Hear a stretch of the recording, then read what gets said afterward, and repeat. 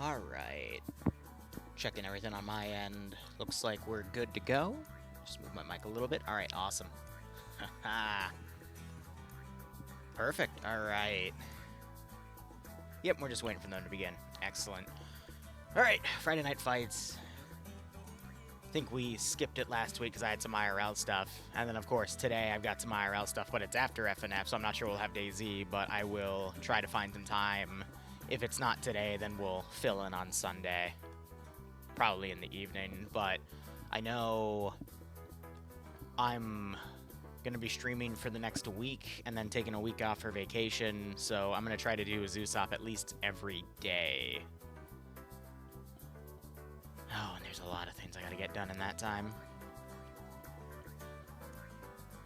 But yeah, I wanted to do a Zoosop tonight, or not tonight, this morning. I left, if anyone was watching the Pog stream yesterday, you saw how desyncy it was. I decided to go through and completely delete everything on my server and do like a fresh install of everything.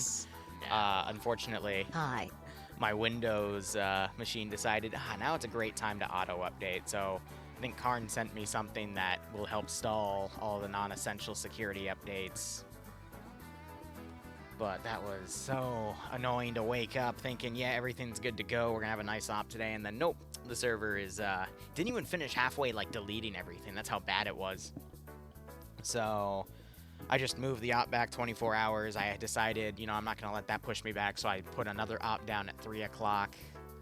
Because I think the other thing starts at 5, so that should be fine, because it's a thing we're hosting at the house, which is where I stream anyway, so should be able to sneak in those 2 ops tomorrow, and then Sunday we'll do something, and then Monday, Tuesday, Wednesday, Thursday, Friday, I want to literally the 12:30 slot, because, you know, the following week I won't have anything, so might as well double up where I can, right?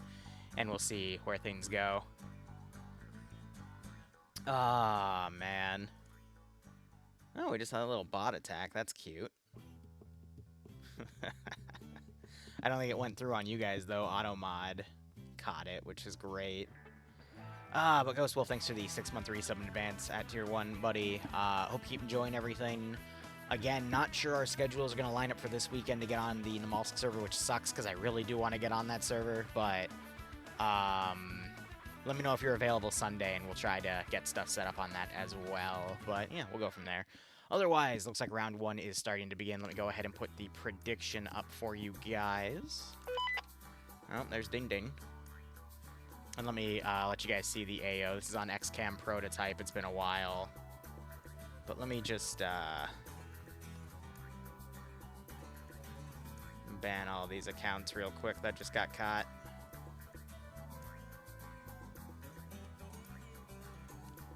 Cool. Didn't deny all those. Excellent. Alright, now let me go ahead and get our prediction going here. So this is going to be FNF. And Blue 4 is attacking. Op 4 is defending. And in case they have any stuff they're going over for the first round, I'm going to go ahead and set that to 20 minutes. Excellent. You can English? That's fine.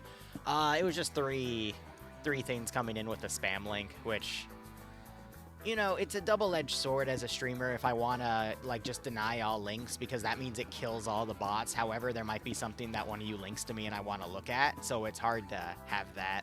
And I have a shit ton of moderators on this channel, but I don't have a lot of them on during, like, the hot times where I stream, so I'm thinking about changing things out, you know, maybe having Razor and Ghost Wolf become Twitch mods because they already run the servers for me.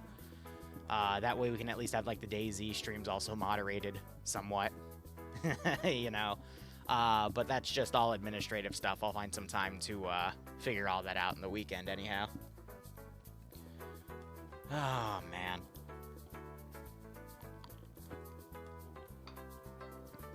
Let me go ahead and look at the players for you guys, just to show off. So it looks like Scandi Recon's going to be on Blue 4. Papega have straight up disappeared, which makes sense. They've been gone for a while. I doubt we'll ever see them in FNF again. And otherwise, everything else is good on that front. But we'll see how things go. Will the UI UOP be night or day? It'll probably be another night op. Because I want to kind of emphasize on that horror aspect. So, you know, give everyone flashlights and have a bunch of fun with that. I need to mute myself locally as well, and then we'll go ahead and get started with everything. Okay. I think Charlotte's the only one on the multi, but we'll see how things go. Nonetheless, alright, so let's go ahead and look at the mission details for round 1 here. Blue 4 are trying to destroy 3 ammo caches, Op 4 trying to defend them all. With FNF standard rules, if Blue 4 destroy all 3 caches within the 50-minute time of the round, they win. If Op 4 are able to at least defend one of those caches, they win. And standard FNF rules, if you completely wipe your opponent, you win by default. I think that's the only PvP community that has that rule, now that I think about it out loud. Otherwise, it's an 800-meter render distance, 100 points for fortifications for Op 4 to defend with. You'll probably be able to build a few nice fortifications, but these AOs are a little big since it looks like it's focusing on the central industrial areas. But I digress. Fortify color is going to be green, so green Heskos and sandbags, and then it's your standard 50-minute round. Blue 4 loadouts are U.S. Army 2020, so we have M4-based platforms with 320 launchers for team leads, the Mark 11 for the marksman, 249 for the auto rifleman, AT4s for the light anti-tank, and then the Delta medium machine gunners get the 240. Otherwise, loadout for Op 4, it's going to be Russian VDV kits, so AK-74 Ms, stands for modernized. It means they can put their scopes on top. Might have the option for NPZ railing, though, but I don't see them in the roster here. But they got their P25 systems. You got SVDs for the marksman, RPG-7s for the light anti-tank with 2 rounds, RPKs with the 45-round magazine, and then PKPs for the Delta medium machine gunners. Looking over at the groups here, we have Batty commanding Blue 4 with Kiyu as the medic, Reinhard being Alpha Squad Lead with Depso as the medic, Alpha 1 being led by Macario, with Friend and Doggo under him. Timek and Kevin under Alpha 2, Bravo being led by T with Goose. Looks like they're merging all of Bravo, so I'll just go down the list. Goose, Cheeseburger, Meerkat, Bursty, Monchero, Templar, Deadpool, Wiki Quartz, Maxic, and Snodjapair all together. I don't see Pierce today. Interesting. Yanni leading Charlie with Cullis as the marksman, Malin as the medic. Charlie 1 has Dream, Wayne, Wise, and Puma. Charlie 2 has Cats, Atomic, Naf, Steve, and Dobbs. So only a few members of Scandi Recon here tonight. Only about 4 or 5. Otherwise, Kazag and Arakiru being a machine gun. Actually, no, they're leading Delta, Tackleberry, Major Con being 2 machine gunners, and there's Pierce. Okay, it was just on the bottom, hasn't merged with the rest of his guys yet. I digress. Otherwise, Mike going to be commanding Op 4 Korvac, leading Alpha with Lolo, Chris, Nekomata, and Charlotte. Alpha 2 has Vagrant, Honey Badger, McBain, Kiri, and Seismo. Arcane leading Bravo with Tyrely, Maddox, Trey, Green Shade, and Uncreative. I think that's uncreative name, yet the name's just cut off. No, ironically, Norris leading Charlie with Marciet, with Nielsen leading Charlie 1 with Gates, Franz, Patriot, Harrington, and Schultz. Charlie 2 has Apperly, and then Delta being led by Oddball with Lurch, Watts, Nem, Pingus, and Russ. So we'll see how things go on that regard. Looking at the AOs here, the 3 caches, they've got 3 different search areas. In the yellow, Op 4 knows exactly where these caches are. Blue 4 do not. I, as a spectator, get little marks to show where they are. So the southern cache, pretty nice right between the 2 oil dregs there. The other one is kind of smack dab in the middle of the compound in a building, and then the third one also tucked away in a building, which is quite nice. Looking at the terrain, oh, this is going to be a little tough. So we do have a lot of open areas around from the immediate Blue 4 spawn. They can try to use that concealment and a little bit of cover they've got with some rocks to move up. Op 4, they do have some high ground positions, though. Though the SVD compared to the Mark 11, I mean, that's a piece of shit compared to, you know, something pretty good. If Blue 4 had the Mark 11s and they had this cover to work with, I'd say there'd be a much better advantage. Not to shit on the SVD, but that with the PSO scope, it's not the best thing in the world, unfortunately. So I'd imagine Op 4, I'd say the best AO for them to defend would probably be this one because it gives them most, you know, high ground coverage. The central one's nice, but I mean, you would have to look at literally everywhere compared to Op 4. They'd put a group on this ridge. However, with them being on the ridge, they'd have to probably deal with Blue 4 in a CQC situation because Blue 4 can go all the way to the far north or the far south. Safest route for Blue 4 would be to just go north, swing around, come in from the north, take that ridge, funnel your forces in, take that position, and then funnel down, and then funnel to the third one. And there isn't really a way Op 4 can stop that type of attack because they just don't have the manpower for 1, and 2, it's just... look at it from down below. I mean, you really cannot find any good positions to cover it without fully exposing yourself. There's like maybe one or two, maybe down on the rock, but when you get into CQC situations, that's when numbers don't really matter and the offense can get very, very aggressive with you. So I'm leaning towards Blue 4 right now based off of this AO, but only if Blue 4 do the northern route. They might very well just charge through the middle. Op 4 will get a distinct advantage with that with all these high ground positions, but it just depends on where Blue 4 and Op 4 decide to go. If Op 4 defend on the southern side, I mean, you've got a little bit of a way up with these trees to conceal and cover your advance to then get right up to the slope, but there's still a little bit of a kill zone right here. Compared to Blue 4, if they get up on this ridge, they immediately have cover to engage you in your fortified positions. However, this building's really, really OP for defense because you have two entryways that are massive, and you can build fortifications inside of this building as long as you're not fully blocking off the doors. I'm not sure this building can be satcheled either, which is also kind of OP, but first off, you have this full 360 top-down angle, and then even more, you've got this little area up here, and it's got full 360 as well because you have all these windows. So it's got two layers of defense. I really can't think of a more overpowered building because you also have this connective building to it with the stairwells and whatnot. It's the old Arma 2 ported building. You've got the walkway up here, and then they can just build fortifications up here as well. But, I mean, these two buildings really, really powerful. And then this one you can also fortify around and have easy second story access to. Because I'm going to be honest, on defense, having higher ground is usually what makes or breaks a run. Then in this industrial park, you have all these little places you can hide away, you know, put marksmen, put AT guys to hit at infantry as they come in. I mean, that's a brutal spot. And we see that, you know, Op 4 is also already setting up little pillboxes up here with all of their cover and whatnot. So you can see they're going to try to make use of these two-story areas here. But some of them go even higher than two-story. But yeah, this AO, I mean, you have the oil derricks here, but you got a ladder to go up and down them, and that's not really the safest thing in the world. Same with these big oil drums, but not a lot of two-story access with the exception of this little position right here, this derrick, and then, you know, this spot. And then you also have a little bit of overwatch on this side, too. So this AO definitely tougher to hold compared to, you know, the others, but, I mean, this one's golden. I just don't see Op 4 really gravitating to it. Now I'm starting to see some people come over, but we'll see how things go. I say Blue 4, so best bet Op 4. Yeah, some of you like to always bet against me, but, I mean, just based off of planning alone, I don't see Blue 4 starting to gravitate in any certain direction, though, but we'll just have to see how things go. I think Op 4, if they utilize the defensive advantage of these buildings, can definitely win an attrition fight. I just don't know if they can be satcheled or not. This one, I don't know. Because the answer to any building, as long as it's not the vanilla office or the vanilla research building, is almost always to use a satchel. There are very, very few buildings in this game that are satchel-proof. And the only reason they're satchel-proof is because Bohemia decided, yeah, we're not going to put a destroy texture for this building. Well, what if it gets destroyed? We'll just prevent it from being destroyed. Oh, okay, sounds great. Oh, well. Killing Owl, I can't guarantee we're doing DayZ tonight. I know I'm not going to have DayZ time to do DayZ tomorrow, so it would have to be Sunday. If we can line it up with Ghost Wolf server, then we'll do it on the Mulse, but if not, we'll just go to Pripyat. I just got to talk to Razor. But the reason is right after FNF ends, I got to go on a double date. And then I think we're going to both talk about our weddings, too, so I have to have my A game on and get all that stuff sorted. And then apparently we're going over to I think their place and drinking and doing stuff, so who knows?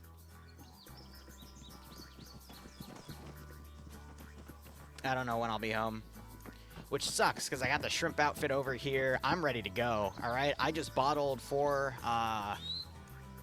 bottles of homebrew for this weekend because one I'm gonna give to them as you know, a welcome present because I think they just moved into somewhere new.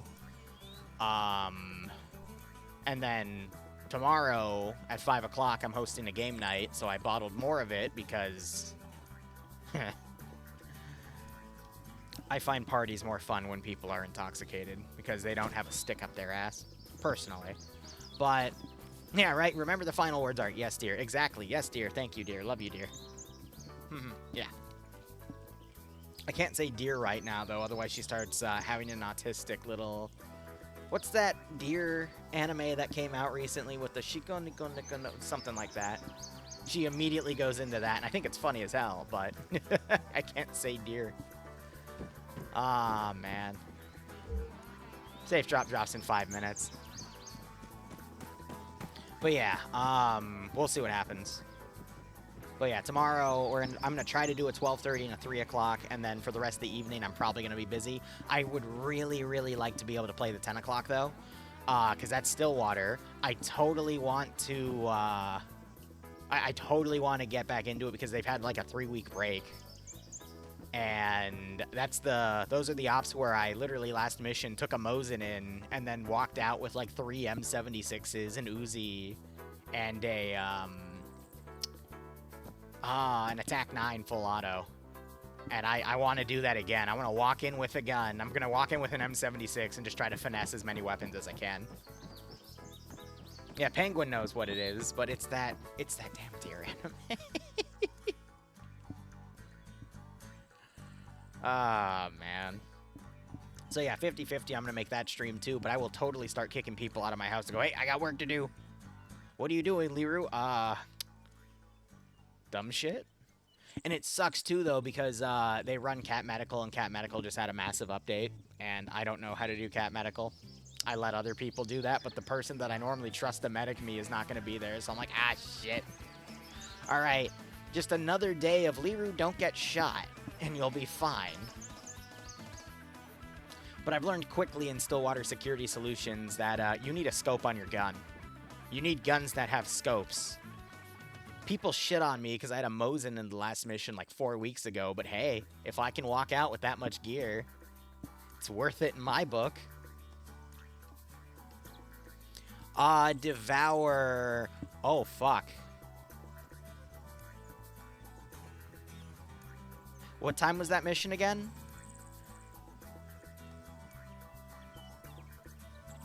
I might have just double booked myself. I completely forgot about your thing because this morning I was in a panic rage over my server crapping out. Korvac just killed him. So never mind. Korvac's fine.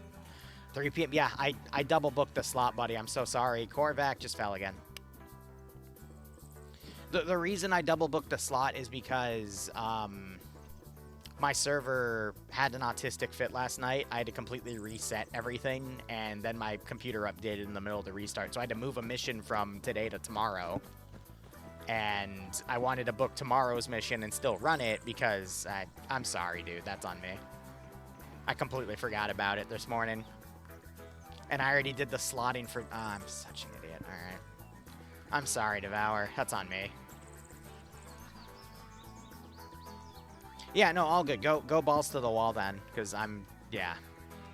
I think we're hosting an FBI UIU op, but there's no investigation. It's just going to literally be about killing werewolves for fun. All right, Blue 4 still haven't really lined... Oh, okay. They're going to do that. What does that look like on the top down? That looks borderline suicidal, but okay, let's see what they do. Maybe they'll try to, like, run up and get to this little seawall area, quote-unquote. But this is all flat.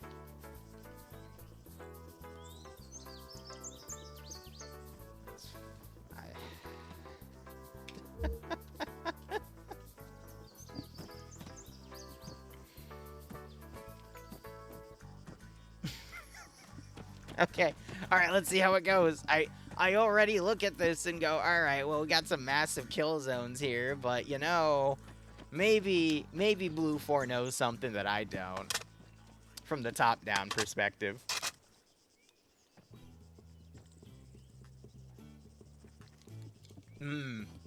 You're right. And Pierce is on Blue 4. So this very well could be an epic Pierce play. I didn't even think about that because it wasn't in command, but, you know, Pierce doesn't have to be in charge for a Pierce play to exist. It can happen anytime because Pierce isn't just a person. Pierce is an idea. An idea within all of us to look at an open field and go, you know, I could charge through that open field. You guys were watching OFCRA yesterday and you saw a few people in that Falklands War op decide, yeah, I can charge that open field, and then we just watch them get torn apart by medium machine guns. Yeah. It's called piercing the open. Oh. Yeah. Yeah. Nope, Archangel won today's stream. I'm calling it. Archangel's the winner. All right, 1 second. There's your dying goat. Enjoy it. Ah, mission's begun. And we see this massive charge by Blue 4. At least they're going to stay uniform and they're not sending like one group to do F all, you know? You know, unironically, I'd love to see the sniper teams come back and do FNF, but they need to be with the main group because they always were literally told, hey, just run off and do your own thing. Can you imagine what a sniper could do? Like, put on a little, like, rock formation here and told to assist the main push going in? Like, if Blue 4 were doing a mad dash on this angle and they had a sniper just picking people off as they moved in, that would be so amazing, but they never used the sniper team properly. It's so annoying. But anyway, Mike is commanding Op 4, Blue 4 being commanded by Batty. Ghost Wolf, thanks for giving Archangel us. That's what he wins. Hope you all keep enjoying the ops. Hope you get a nice kick out of this scenario. Oh, by the way, for those of you that were watching POG last night, I owe 8 BMPs and 27 T55s, as well as the 6 or 8 T34s. I think it was 8, technically. Actually, yeah, no, it was 8. So, there's a lot of stuff in POG. I just got to figure out how we're going to do it, because, again, the server was not happy. I looked through the server RPT, though. That was all purely network. Actually, no. It was most likely network desync. Just keeping that sub going, my dude. Loves Wivu and keep up with awesome content.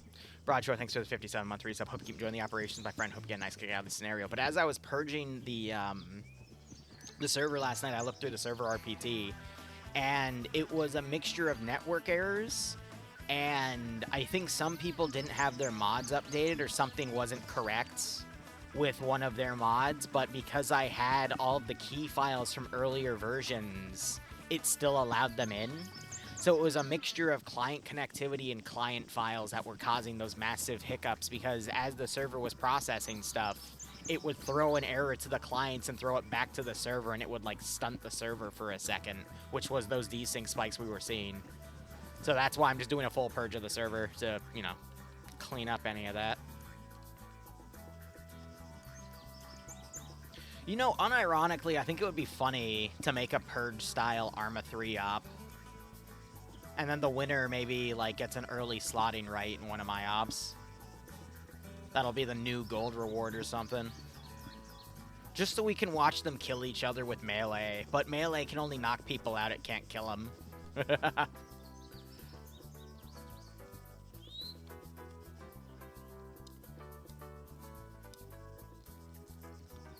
Yeah, exactly, Broadshore. Because you never know what's going to get corrupted.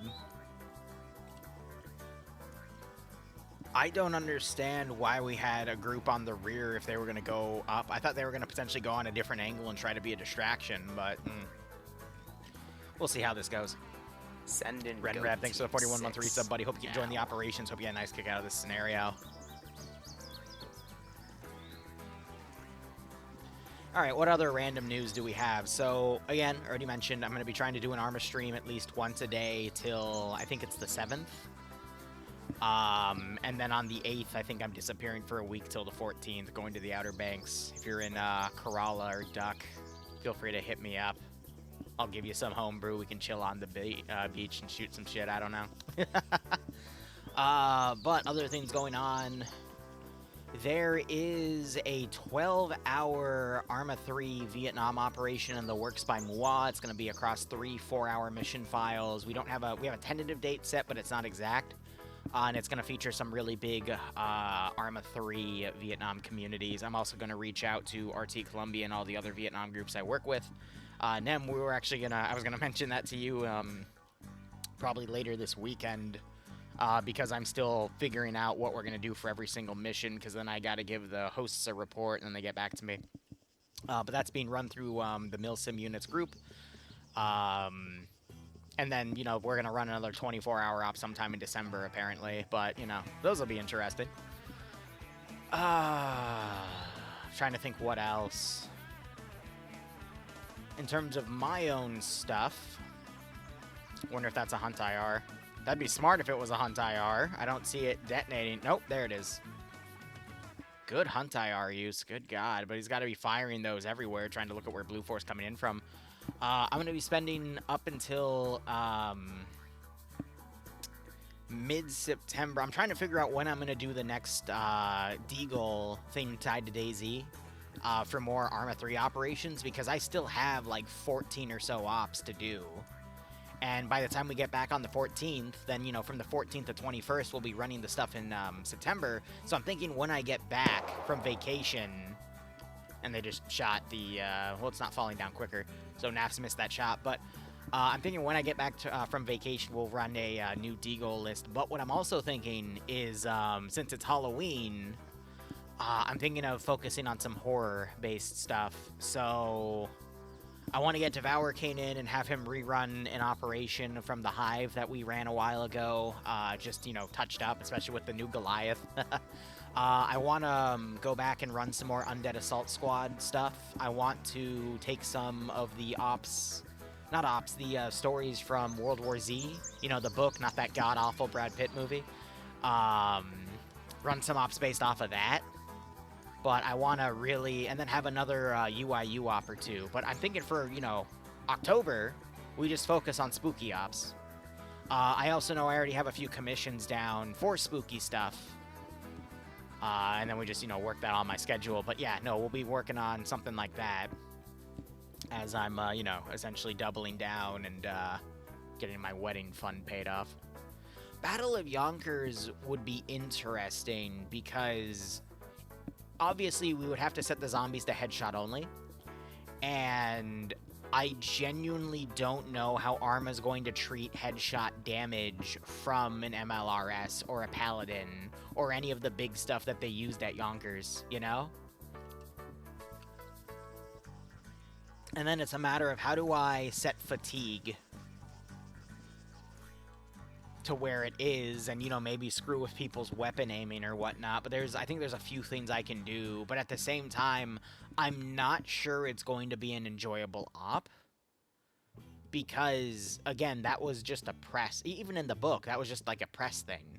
It wasn't really an op. It was, oh, wow, they got their PP slapped. Which is why, from a playable standpoint, I'm not sure it'll be good. What I would do instead...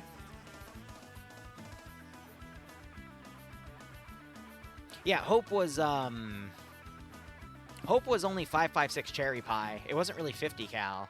At least from what I read, but the what I would want to do instead if we were to do something like Yonkers is I would take the ideas I take from Undead Assault 2 and it wouldn't just be zombies, it would be mutants. You know?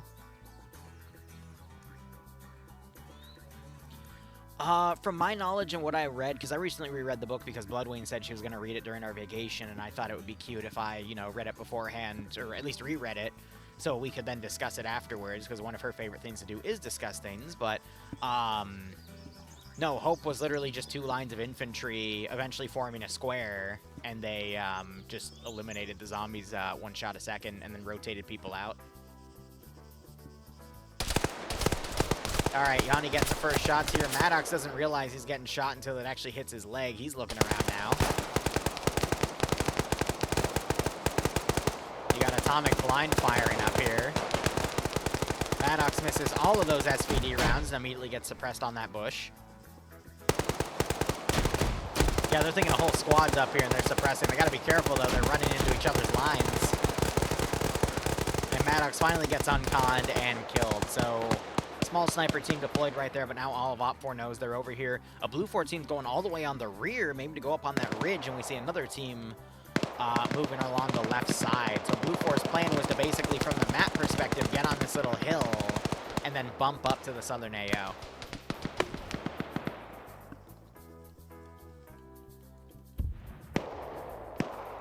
We just saw an RPG get launched in this direction, so that means someone on Op4 spotted these guys. And, I mean, at this range, with these little hills right here, as long as Blue 4 properly smokes, they might be able to get up here in time because Op 4 is so spread out. However, we do have these rear overwatch positions, and that's where it's going to be a bit of a tough run to go in the open. But again, Blue 4 doesn't have to do this. They can just continue to go right. And then assault from Defilade. But no, they're going for the massive smoke push.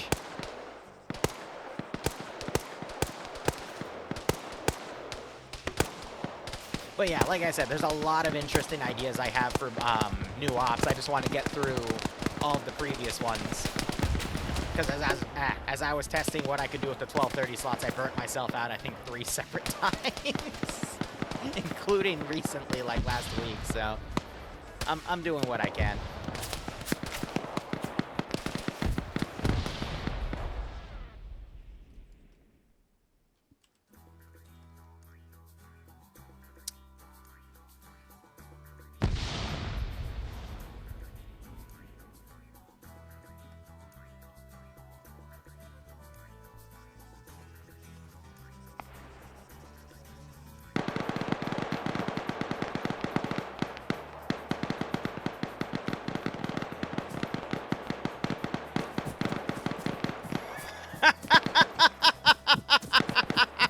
What?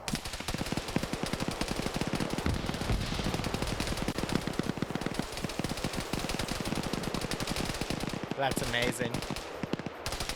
Hold on.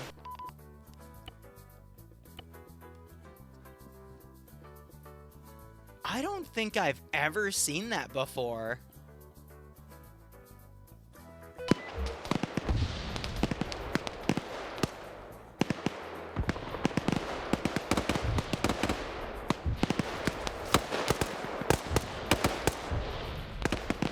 Alright, anyway, Smoke Charge has gotten up here. Arkane's trying to hold on his own. We see a good chunk of players uncon on the sides here. Pierce trying to go over the open. And Arkane shoots him dead. Yeah, no, I legit have never seen something like that before. Weird.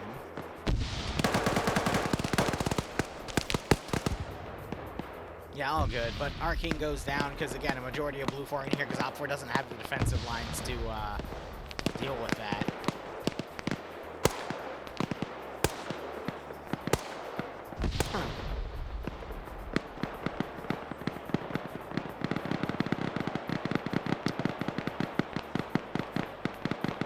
Yeah, that's a new one. Alright, explosive thrown on the cache. That destroys the southern one. We have Blue 4 still looping up here, trying to go in.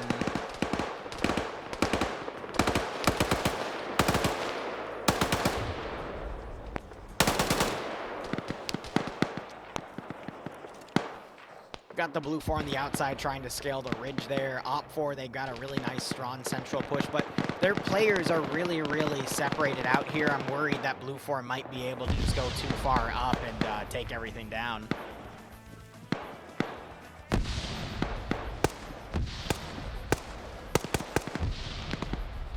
But I've never seen, in like the 5 years I've been doing this, I've never seen the client completely break like that.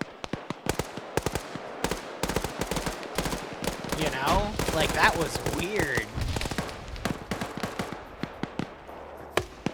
Alright, so Naps is down. Yanni gets knocked out by Francis GL. Arma, yeah, right?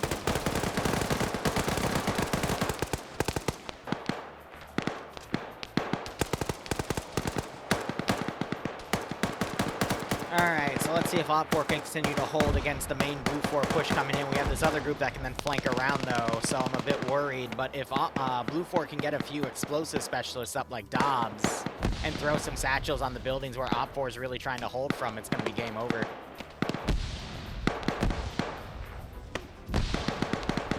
Yeah, Yanni's back up, though. He's pulling back with some other scanner recon players here. Nafs also wakes up. Wayne is up to the wall. If he had some grenades, this would be a great spot to chuck him. Harrington takes a grenade. Knocks over a fence with him as well. That creates an opening for Blue 4 to move on. Can't tell if I just heard a mine go off. We just saw an AT-4 get fired on the rooftop up here. We're hearing more explosions detonating on the right side. Wayne, I think he's flanking too far. He needs to either try to vault the wall or get around, because if he keeps going down, he's going to get spotted by another Overwatch guy and taken out. Dobbs, I think, also trying to find a place on the wall to ride on. Yeah, so Dobbs was able to throw some explosive charges over, and he just knocked France out.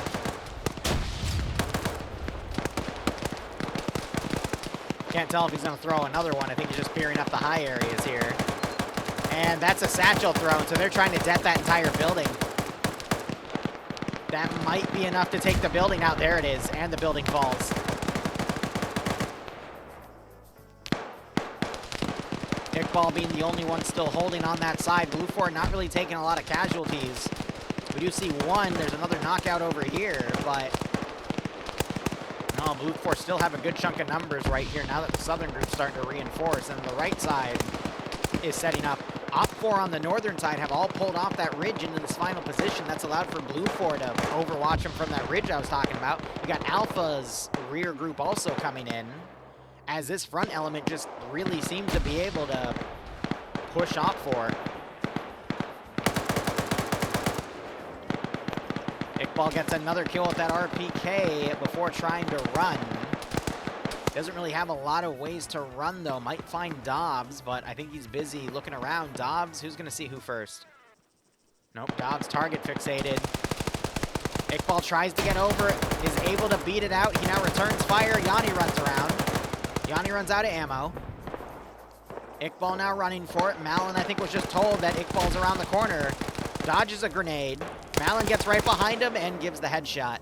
Wayne gets knocked out. Probably by Op 4 on the northeastern defense right here on the high area, but we see that they've been getting taken out as well. Lolo trying to stay low and duck bullets. He doesn't really have any cover up here. You can see that he is still partially exposed. That Delta medium machine gunner is shooting at him. Nani gets knocked out by Norris. He's on 2 kills holding this spot. Dobbs is going to run right up and tap him straight in the head. He immediately takes fire from Curie, but is able to get away. So Blue 4's initial push getting stalled a little bit, but we've got the main Blue 4 force is now shifted over to the right and is now continuing on. Numbers-wise, looking at everything, I think Blue 4 have Op 4 outnumbered 2-1 at this point. On the northern side, I'm not sure if we have any explosives on anybody there to test if that building's blowable. Giggity.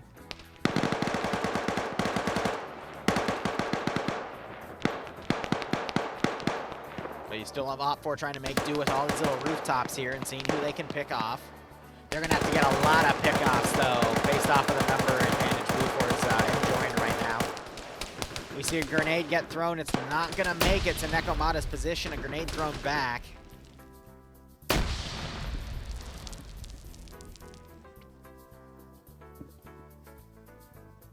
we have a little bit of calm here. That's broken by Roderick firing up. I think he's just blindly spraying these buildings, trying to see where Op 4 is. Another smoke charge coming up. Curie's going to be holding the line right here, and Blue 4's not going to be able to advance on the far left. They are still, though, trying to suppress Op 4 forces on the tops of these buildings. AT was just fired out, but it looks like it was short because it hit the little position right there, and Blue 4 is sending everyone on the rear in as well. More AT fire. That's by Curie. Trying to hit stuff on that hilltop. Looks like Depso, who ran down, was taken out. Lurch has been knocked uncon, though. They're suppressing through the building's gate as they're holding defense down here with the around the cache itself. Good call. Oh, yeah, no, sometimes if Op 4 doesn't have... Well, think about it. You can run through any open field you want if Op 4 can't, or your opponent can't lock it down with machine guns and whatnot. So if you have 40 dudes and you open charge against, like, 3, you're probably, you know, lose a few guys, but you're still going to get through that open field. That's a grenade. That... Who threw that? I think Batty just threw that and killed... Or Maxic threw that and killed another Blue 4 guy. Because that was there's no Op4 close enough to throw a charge like that. Wasn't Batty? Well, who threw that? Oh, that's a smoke. Okay. See another thing getting thrown up there. That's a red smoke. But yeah, miscommunication there to realize that they already had the other side secured. Probably from forces that were flanking around on the right side. Now you got more Blue 4 coming up to this compound. More explosives being thrown in. Time-wise, there's still 30 minutes left. I don't think Op4 is going to win any time advantage here. And Blue 4 is actually really close to the cache. Op4 are just on Overwatch positions. Just had an AT4 fire up here. At least I thought I saw an explosion. It could have been something else, and the round might have just outright missed. Lolo, meanwhile, looking around. He's on a kill. He's tracking the Blue 4 guys up there. More AT4 fired up, and again, they keep putting rounds over here, thinking there's something up there. Nekomata running up. He's going to catch Batty's gun. Look at where Neko fired to his left first. Batty getting pushed. There's no one up here to assist Batty. And Neko's running for it. Batty doesn't realize now Batty's going to get blown. What's that shooting? Beep, beep. Didn't we have friendlies over there? Oh, maybe? Why are you throwing more when you've got people?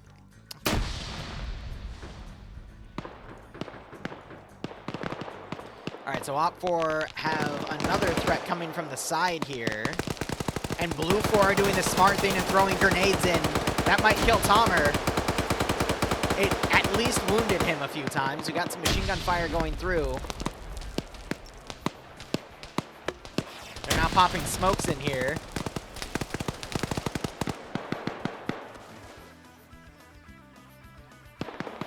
Really nasty idea. I love it. Yeah, using the windows to their advantage is a great call. Thermite grenade was thrown. Nekomata fired an RPG down and noob tubed a guy. Nekomata is literally holding the line by himself. That's the craziest part about this. And you got Korvac over here holding. I don't know. Oh, Curie died.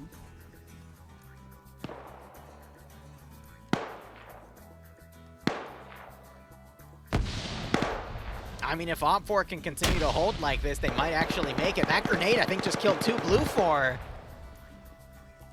So I think Op4's northern garrison is going to potentially be able to hold here unless Blue 4 get a nice AT4 shot on the cache. But with all the smoke and the concealments and the pieces of cover in the way, the trenches, I doubt they'll be able to.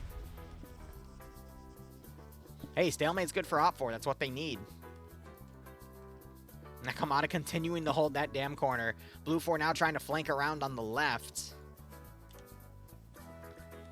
But Op4 down to 8 players. Blue 4 have 5, 6, 7, 8, 9, 10, 11, 12, 13, 14, 15. It's 8 to 17, so it's 2 to 1. So if all of Op4 can get 2 kills... Can you hear the cope in my voice? I mean, Echo was literally holding an entire squad on their own, so anything's possible, right?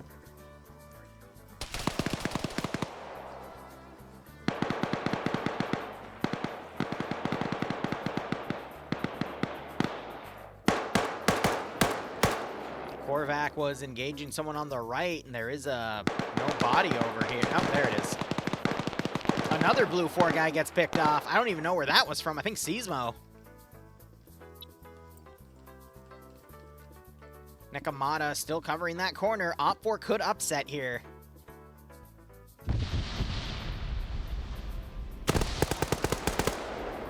Grenades immediately thrown out. Reinhardt getting to cover. Doggo not realizing it, but still stays. Great return with grenades by Op4 here. Curious to see if Pingus will poke his head up. Smoke being thrown in. They're now blindly shooting in. Good GL, but I don't think there was any Op4 on it. Op4 now all just kind of circulating around right there. One of them's up high, and 3 of them are actually holding down at this level. Timek looking around. Doesn't see Pingus in the far top right. Smoke is just covering him.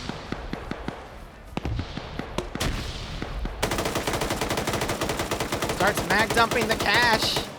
And he gets the cache, bypassing all of Op4.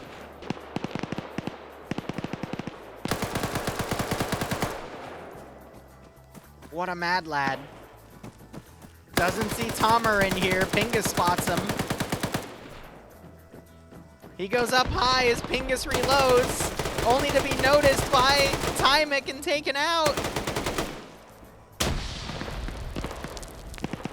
That's why you still gotta watch the rear. Though, good on Tymic for not going for kills and instead going for clearing the cache out. Now he's taking friendly fire. But let's look at down here where the actual cache is. Korvac's run down to try to cover it. Deadpool's looking around. Looks like Nikomata finally went down. Thermite grenade gets rolled in. I thought that was a frag. Korvac runs around. Op4 only down to Korvac defending the center. It's GG. Tymic taking fire as he runs up. The only other two Op4 defenders are now down here, covering a cache that was destroyed. So Blue 4 just need to go into the center and they win. Absolute brutal turn of events right there. Don't get me wrong, Op4 did a great job holding where they could, but it just wasn't enough. Korvac gets taken out because he's literally fighting dudes at every different angle. And let's see if Blue 4 can find a cache in 25 minutes. Korvac channel is inner. Yeah. Angel, you caster cursed him. It wasn't me this time.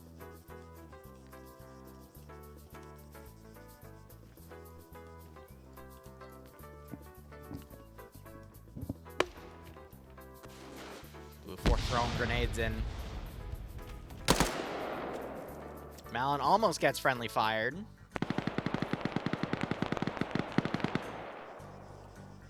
The guy on the outside gets taken out, so this is going to go to cache destruction. Yep, Malin finds it and immediately starts mag dumping, and it cooks off. Solid Blue 4 victory there. Op4 just spread themselves out way too much instead of just picking one AO to defend, and that's what bit them in the butt.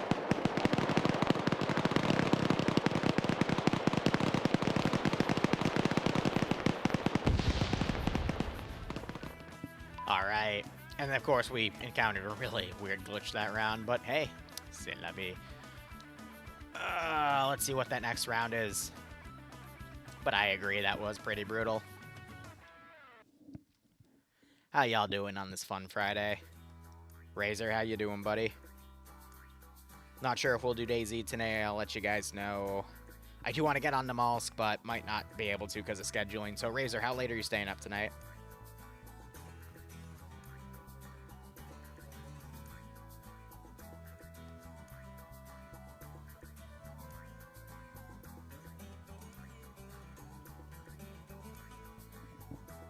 Just waiting for them to go into the next round.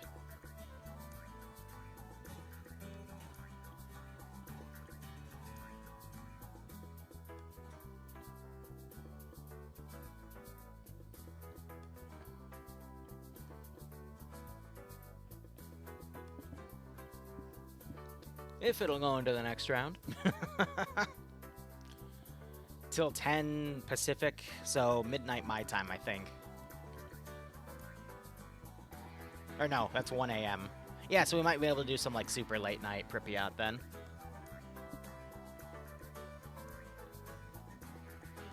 Maybe, hopefully. We'll see. But here, let me do some math. So in 9 hours, right, Razor?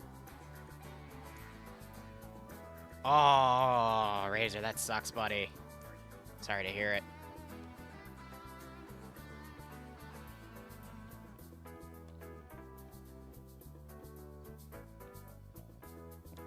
Alright, there we go.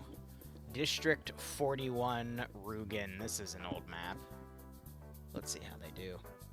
Let me go ahead and switch my commands, and then I'll pay out the prediction. It's round 2, where...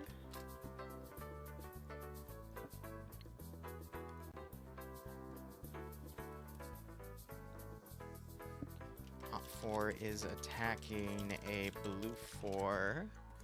terminal and destroyable objective. Op4 has a 6% numbers advantage. A BRDM. A KPTV Gaz VOD Nick. 2 BTR ADAs.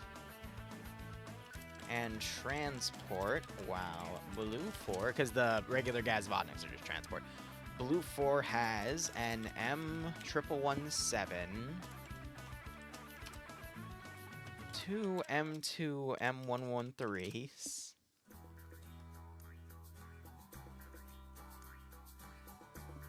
And 2 M1151A1s, which I think are up-armored Humvees, but I could be wrong. Or they might be Strikers. I don't know.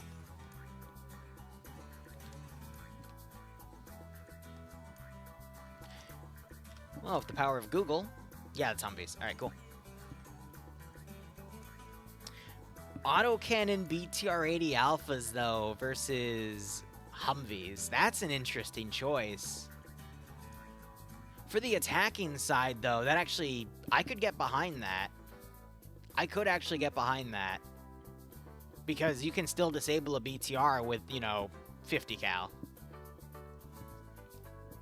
So let's see how that works for balance. Alright, let's see if I spell district right. It's like with it's with a K, so it's like district 41 RUEGN, if I recall correctly, because I'm tabbed out.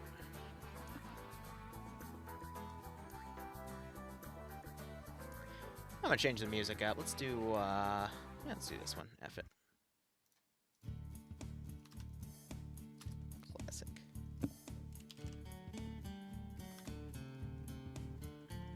Casual killing music. Did you miss an op? No, I pushed it off today's to tomorrow because my server died. No, that's not a way to put it. I was resetting my server and a Windows update interrupted the process, and yeah. Oof. An invisible dude kill you, Rodrig? No, but there was a time where my interface completely died, so who knows? Righto, Razor. All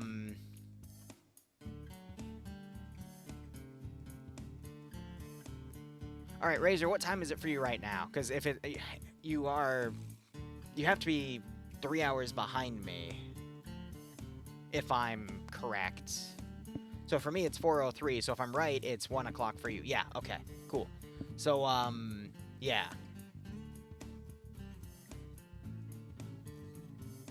So I'll let you know. I'll let you know. And yes, this is round 2 for FNF. But that means we might start at around 7 or 8 then. My time, which is that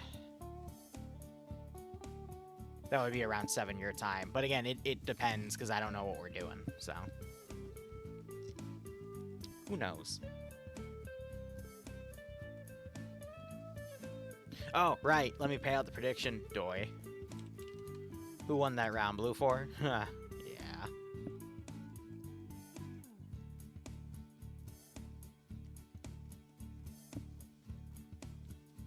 What time is DayZ today? If we do it, it's probably going to be around 9 or 10 p.m. Eastern Standard Time and go for a few hours. I guess till Razor has to go.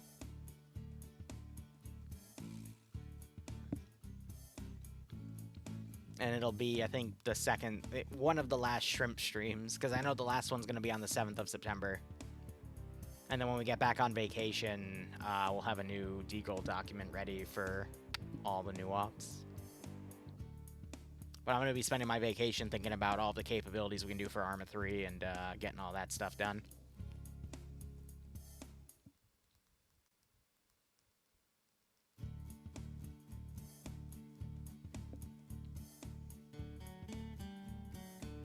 Yeah, righto, Shark. I'm glad it works out for you.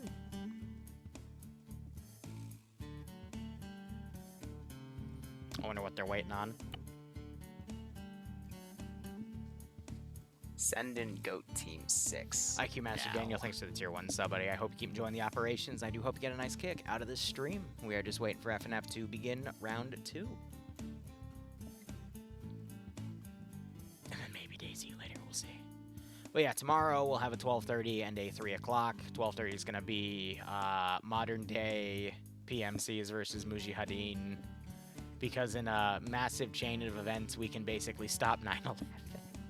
But that's not the reason we're doing it. We're doing it so we can stop the creation of Twilight, 50 Shades of Grey, and a bunch of other BS.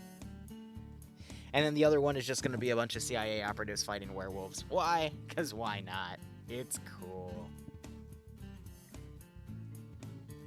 Yeah, someone told me, I think a week ago that there was some, I knew about the stranded astronauts on the ISS because of Boeing's screw-up, but they're like, yeah, they're probably not going to be able to save them till, like, 2025. I'm like, fuck, they're going to be up there for a while. And he's like, what do you mean? That's only, like, in a few months. And I'm like, what? And then I counted September, October, November, December. Oh, that's, like, 4 months away at a minimum. Oh. Oh, it's going to be 2025 in 4 months. We're already going to be like halfway through the decade. Well, 4 years instead of 5. 2020, 2021, 22, 23, 24. No, 2020, 2021, 2022, 2023. Oh. Honestly, I feel like we like just lifted all the lockdown bullshit yesterday. Like that's recent to me. Huh. Yeah. Soon I'll be saying I've been doing this for 9 years, not 8. Yeah. Right. Crap.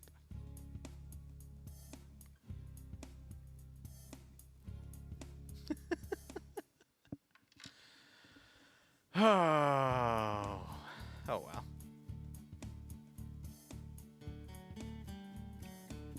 Still, I'm going to be honest, I think I have one of the best jobs in the world. You are all one of the best Twitch audiences in the world, if not the best, as I do say so myself. I'm one to be able to judge, of course, as a Twitch streamer. But I hope you all are enjoying everything nonetheless. I guess time really does go by quick when we all love what we're doing. So, thank you for joining me this Friday night. Or Saturday morning, depending on where you are. Or, hell, it might still be, if you're watching from Hawaii, it's still not past noon for you, but hey. Regardless, thank you for joining us. Hope you keep enjoying everything. We're just waiting for this damn mission file to load. But goddamn.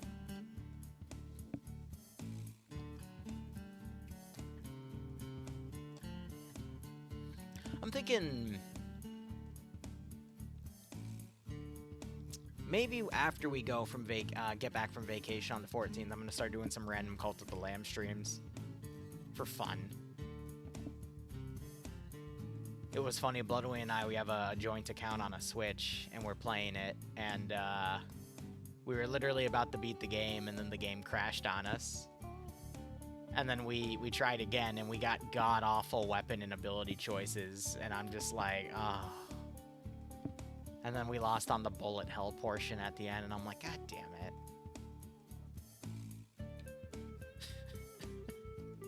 I think that would be something fun to stream, though.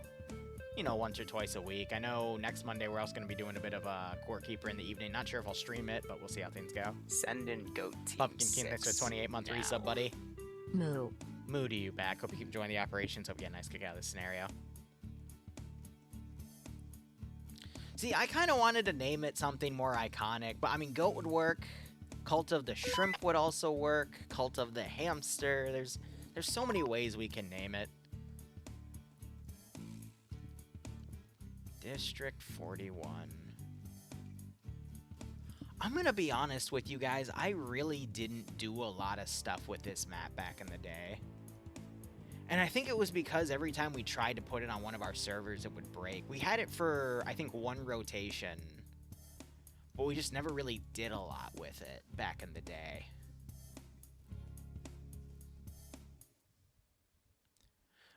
You know, Malin, I was a little worried that that was something intentionally done by somebody, and I'm assuming that was you.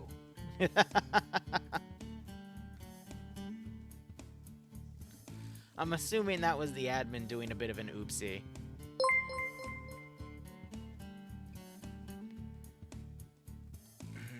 Daniel, I'm going to be honest with you, it's not ringing a bell for me, but nonetheless, welcome back, broski. Hope you've been doing okay.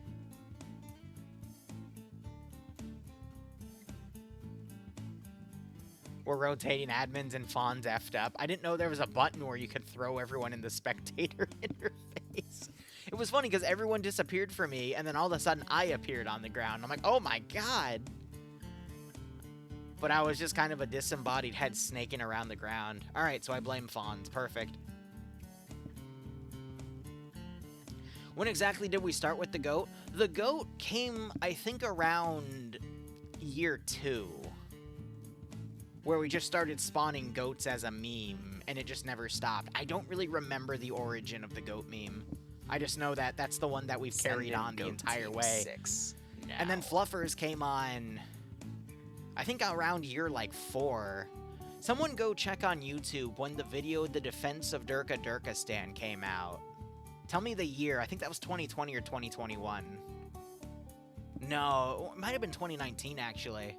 But that's when Fluffers became a thing. There's no... Defense of Durkistan was years after I started in 2016. Goats were around, I think, 2017 when we did that. Well, definitely not 1017. But Bretched, thanks for the 43 months resub, buddy. Hope you keep enjoying the episode. We get a nice kick out of the scenario. The guy who kept constantly donating in the World War II snow map you did about a month ago or two. That would have been Rat Road. Is that ringing a bell? Either way, welcome back, broski. Because I think that was the only stuff we did. That was the previous training rotation. Now the training stuff is some PvP Ukraine stuff. But if you want, Thursdays we have Pay for Campaign going. Even though I already read off, we've got like 27 T-55s, 8 T-34s, like 8 or 9 BMP 1Ps with the launcher. Like, it's disgusting how much stuff we have on that. August 8th, 2017 was Defense of Durkistan. No fucking way. Hold on. No. It was later.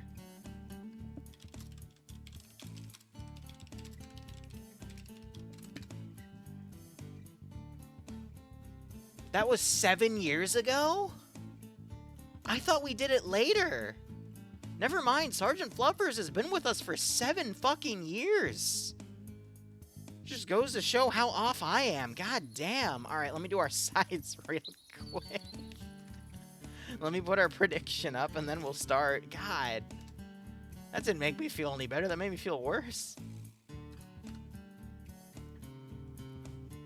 I know Fluffers came after the goats, though, so the goats might have been a 2016 meme, for all I know. Wow. And we'll set this one for 15 minutes. I just blew my own mind there. God damn. Alright, anyway, let's go ahead and go over the mission details, and we'll start, talking about whatever we want.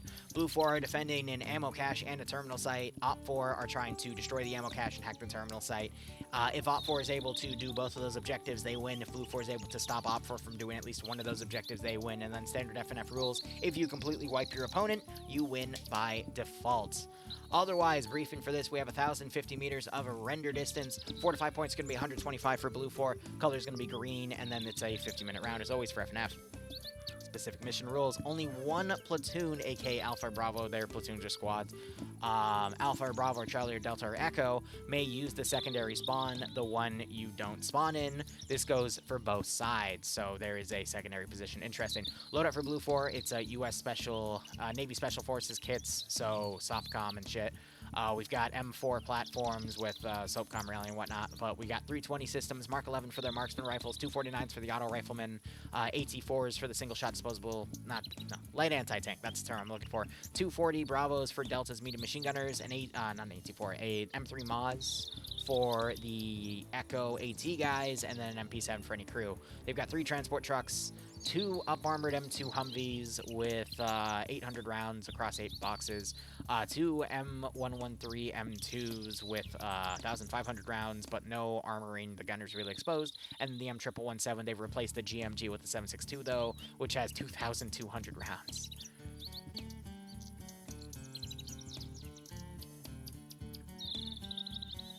Am I reading that correctly? They gave... Let me put this in English. The 2A72 is this. So they took the BTR-80 Alpha's autocannon with the AP rounds, and they scripted it on the M1117 in place of the GMG.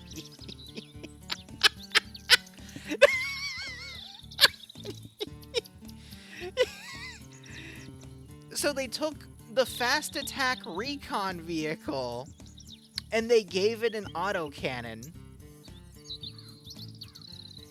I'm gonna be honest with you, I am all for this.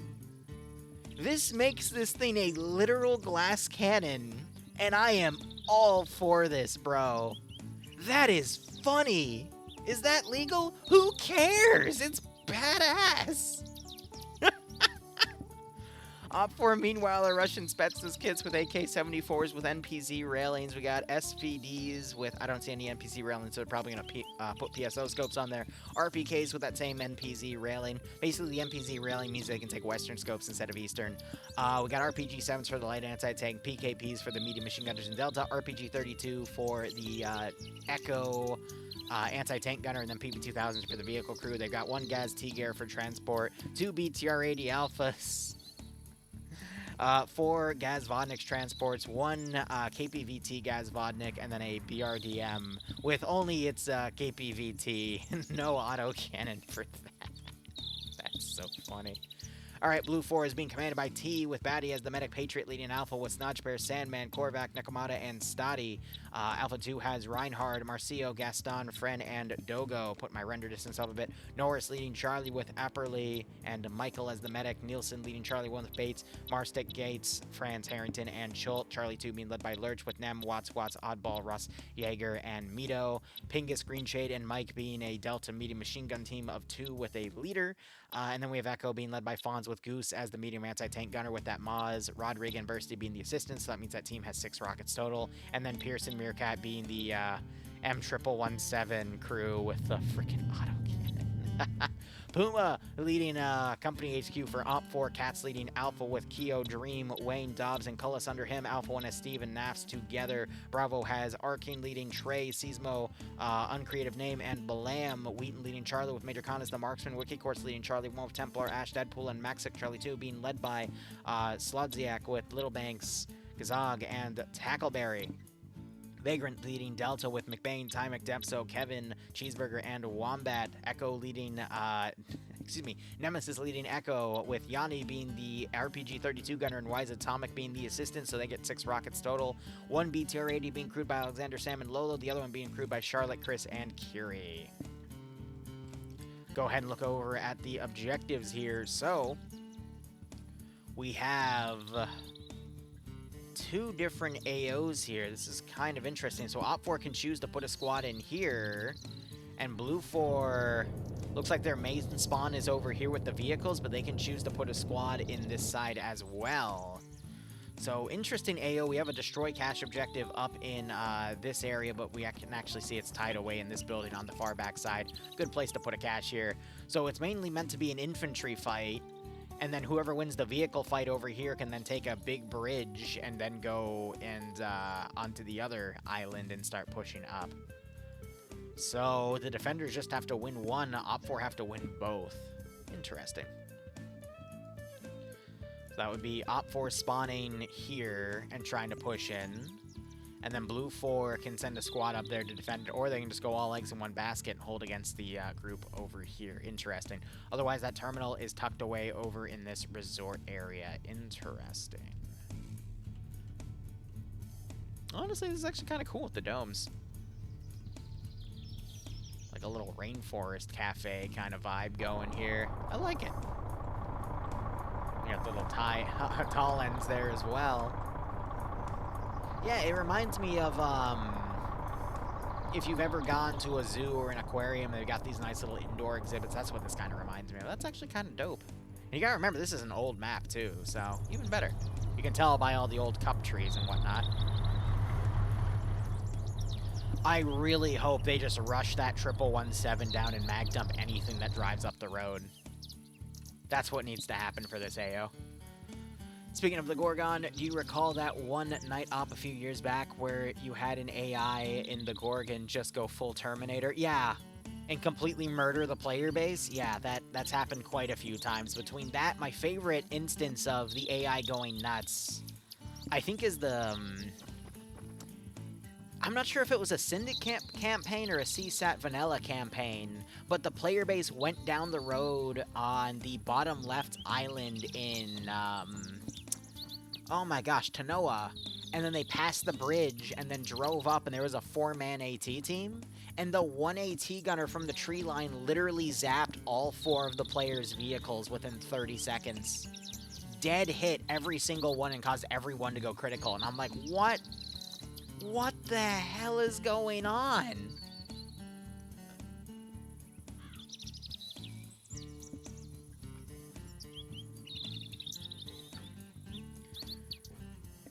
I think the most messed up Zeus up went to where the player base was assaulting an underground position I made custom, and they literally kept dying to stuff that literally in any other op they would have done fine with. And they just kept dying to like 4 dudes. Like 40 players were dying to like 2 squads of 8. And it was just a slaughter.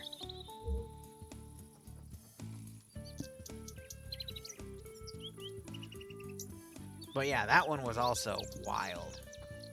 But just goes to show, I mean, players can sometimes be really silly, and I've got plenty of instances where the AI are super silly. But yeah, I mean, for Op4, it's just going to be a long drive up.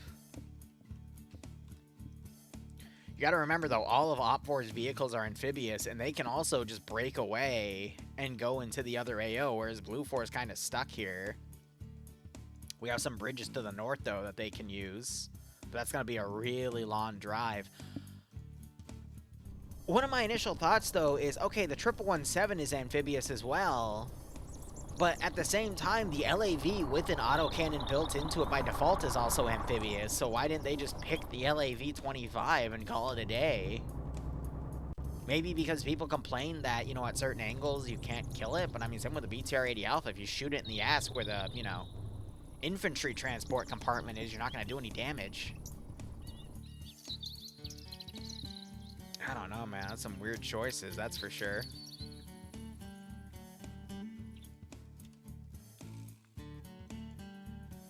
I disagree. Vanilla AI is actually really, really good if you know how to manipulate it. But the reason why a lot of people think it's trash is because back before we had 64-bit executables and we had a lot of optimization on the servers, and we were forced to do a lot of stuff with headless clients, which even added latency issues to the AI. If you had too many AI spawned and the server was running too many calculations with the limited resources it had with a 32-bit executable, the AI would literally not be able to process shooting you.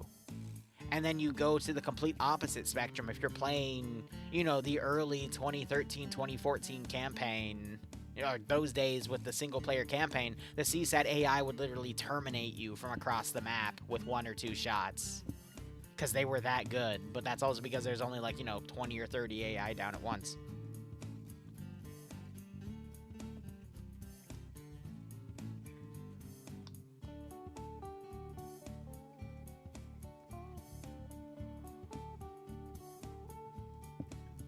Whew.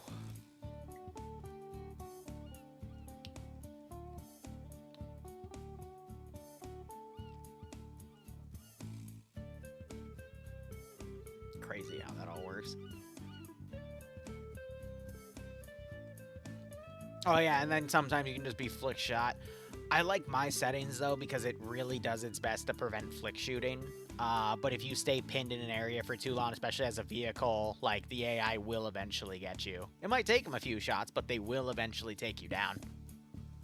And I feel like that's the most balanced. But, you know, if you have a little bit of momentum and decency and coordination, then you can easily dominate the AI in my servers. But I like it that way. Because then we get to watch the players actually being competent. Until they drive their Humvees down a sheer cliff and flip 2 out of 3 of their vehicles, man. Yeah. Yeah.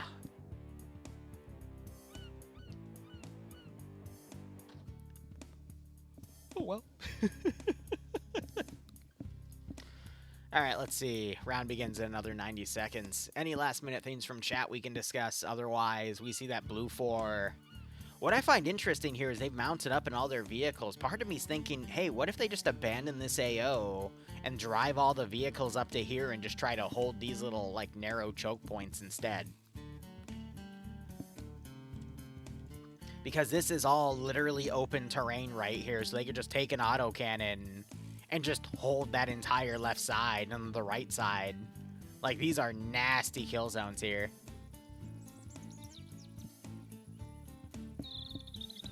That might actually be what happened. So these guys are just going to convoy out, take the northern road, circle all the way around, and then just go here as Op4 all drive in, hit this AO, and then backtrack. I think that's what we're going to see.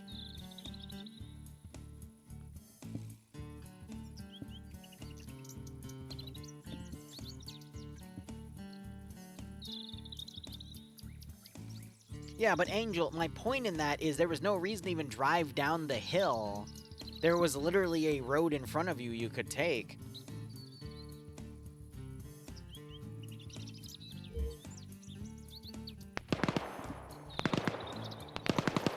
So immediately they're, I think, suppressing just to stop any movement immediately. But this is all pre-shooting. We see a Hunt IR round going up. That's funny. So we have a 113 immediately banging up. It might try to just drive across the map here. Otherwise, we have the main convoys going in.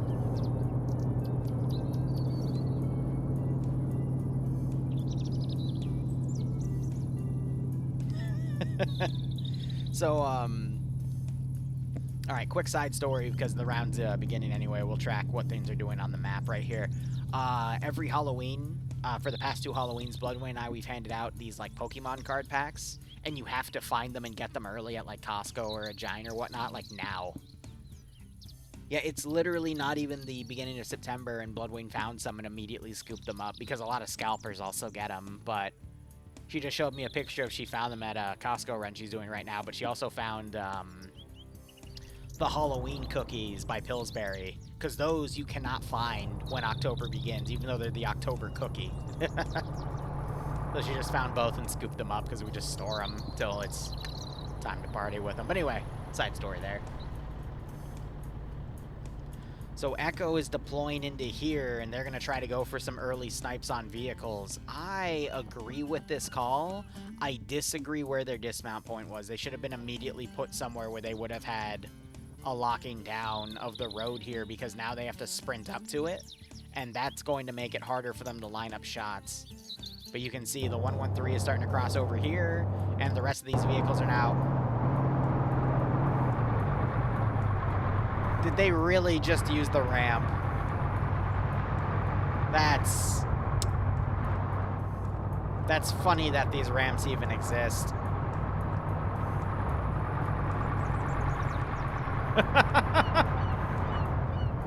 The Humvee almost used the ramp.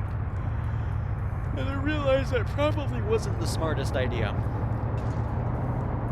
And then they proceed to crash into the side of the... It's okay, buddy, you'll make it. Almost got cut off.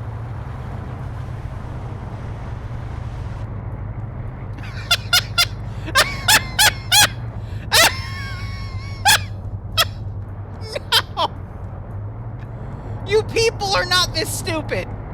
You people are not this stupid.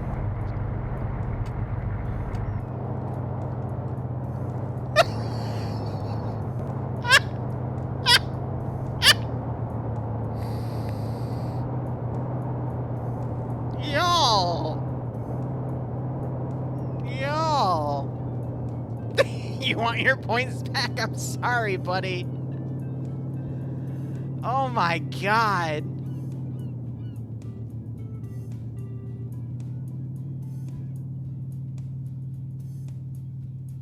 Oh. That is brilliant in like the worst way possible.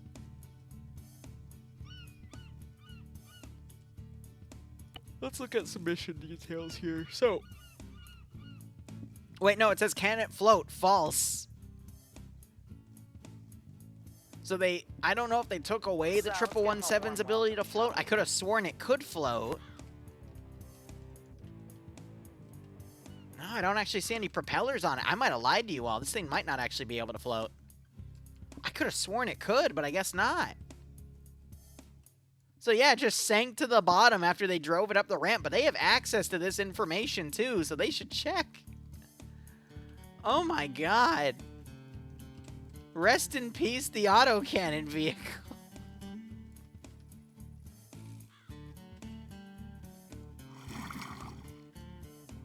Oh.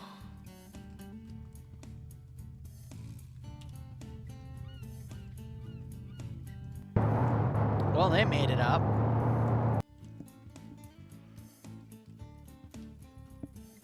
These guys, I think, are feeling fine because Op4 would have made a move by now because their spawn was only a few hundred meters away, and none of them took it. And Op4 is now just dynamically trying to move up to this position to see if it's clear. This is going to be a really long round, unfortunately, though, because it's going to be Op4 moseying up to this AO, and it looks like Echo decided not to go onto this spot. Pierce is now... Where'd the other Humvee go? Oh, it got moved forward. Are they gonna get a refund for the vehicle too? Christ. Yeah, I think the admin helped them. Which I disagree with. If you're gonna be stupid, you shouldn't reward their stupidity, even in a PvP sense. Y'all picked the ramp and lost.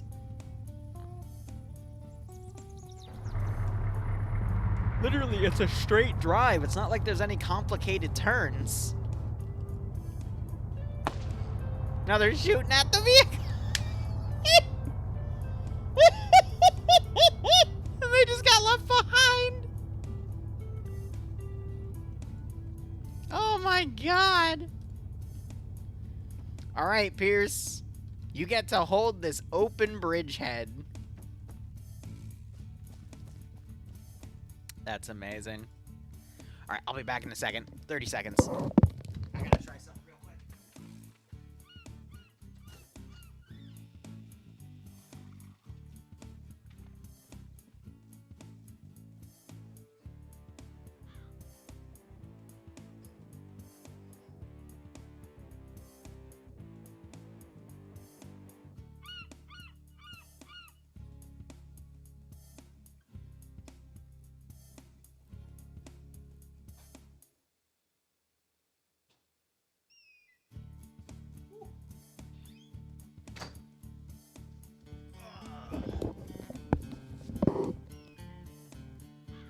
So after FNF, I'm going to go out to dinner with Bloodwing and another couple. They just moved into a new place, so we're going to have a little housewarming party for them after dinner. But I'm bringing them some of my homebrew, and I put some of it in some reusable bottles because I like to give it out. And I was just trying one of the things I bottled up for myself just to make sure I got it right. Yeah, oh yeah, it tastes great. It's very, very smooth. You wouldn't believe me if I told you it was like 21% ABV or something. It's ridiculous. But it's good. Pomegranate too. FNF players can't be stupid. Is that a challenge, right?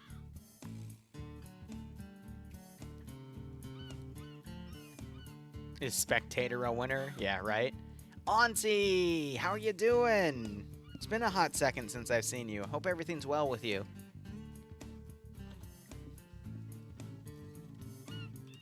We're just waiting for Op4 to get a move on here.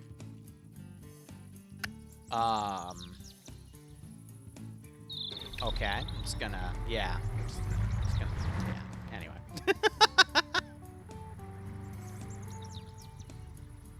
So, Meerkat finally got with Pierce, and they're now walking back. We got a few Blue 4 guys in here at this little, looks like an oil refinery sort of position.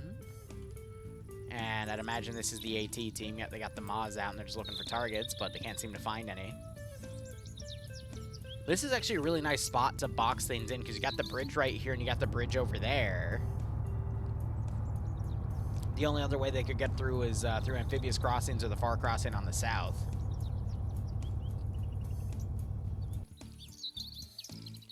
This round might actually be one to time with the pace that we're going, but then again, it's only been, what, 9 minutes? Yeah. So 41 minutes remaining, Op4 spending that time sweeping and taking Terminal 2, and then another, 10, 15 minutes maneuvering. That leaves like maybe 20 to 15 minutes to hit the cash objective. This might go to time. Still lurking as usual? Yeah, that's fair. That's fair, Daniel. I don't know. Op4's pace is really scaring me here. And I think if they happen to drive into a position that gets them locked down by the Moz Gunner, I don't think it's going to work out really well for them.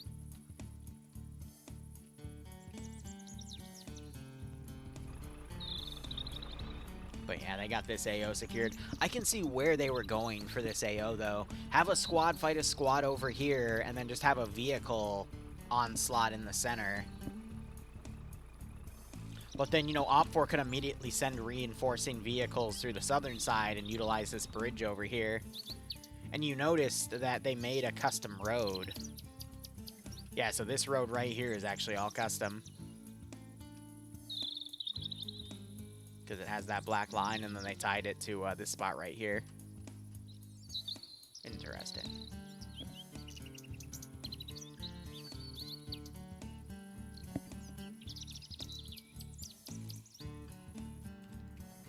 Now you got the Vodniks starting to go forward here. Oh, are they going to do it?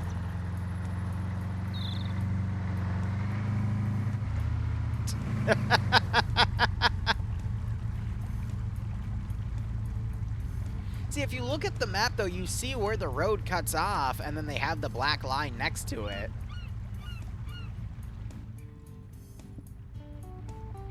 Yeah, we learned the Vodnik can float. Meanwhile, the submarine here cannot.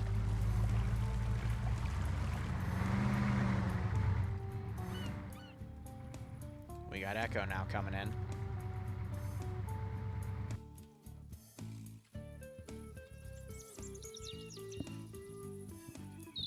Where did Pierce go? What? What? Weren't they over there?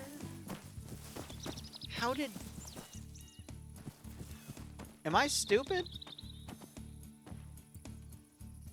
I guess they got a TP, because there's no way in hell they made it over there. Do they take damage from going on the ramp? I don't think so. As far as I know, you can't take damage in a vehicle hitting water unless you hit the bottom to cause physics damage. I think water just negates all damage. Which is weird, but I think that's how it works.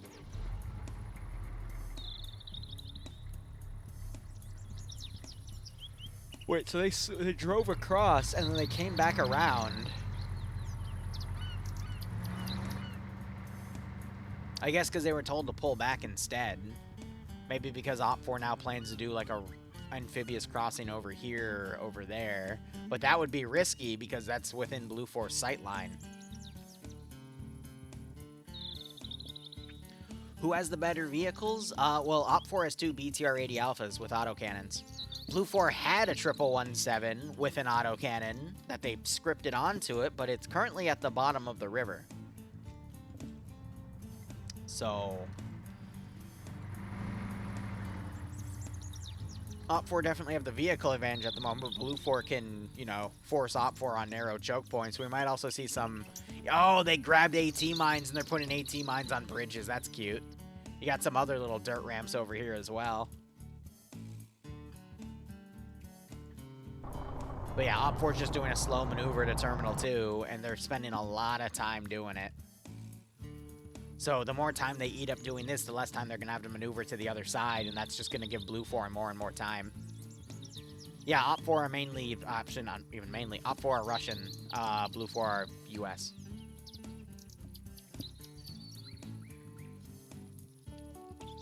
Well, Killing Owl, if you see a ramp in a video game and you're in a vehicle, what do you think the #1 gamer reaction is going to be regardless of if your vehicle floats or not?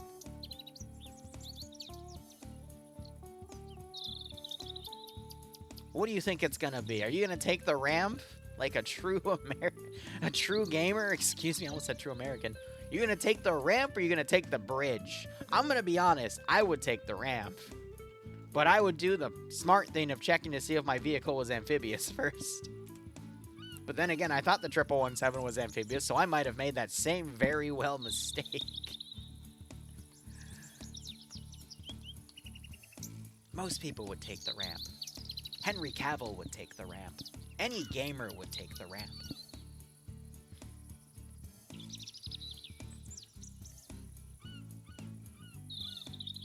Yeah, but there's the urge to take the ramp, damn it.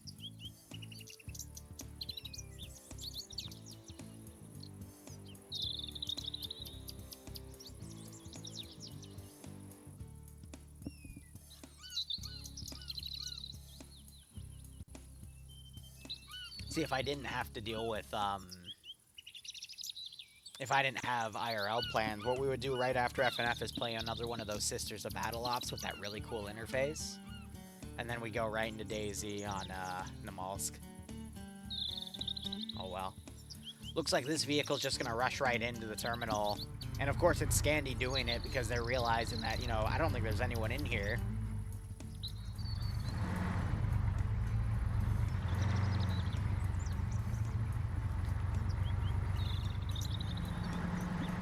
True, if you go fast enough, you won't need to float. Alright, 15 minutes are past. It's 35 minutes left of game clock time. The thing that is concerning for me, though, is at the present rate, I won't be able to cover round 3 because I have to be out of this house in an hour and 15 minutes.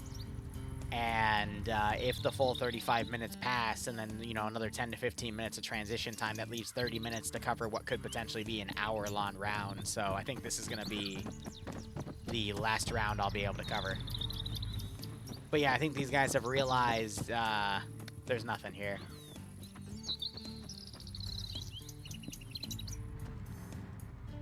Surprised Blue 4 didn't even leave like an explosive trap here or something to stall.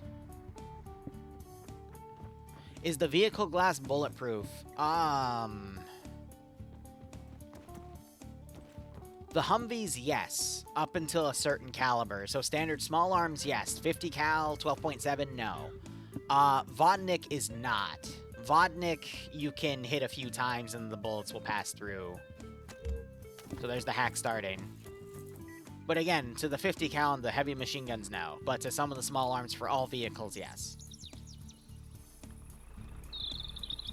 Bulletproof, no. Bullet resistant, yes, exactly.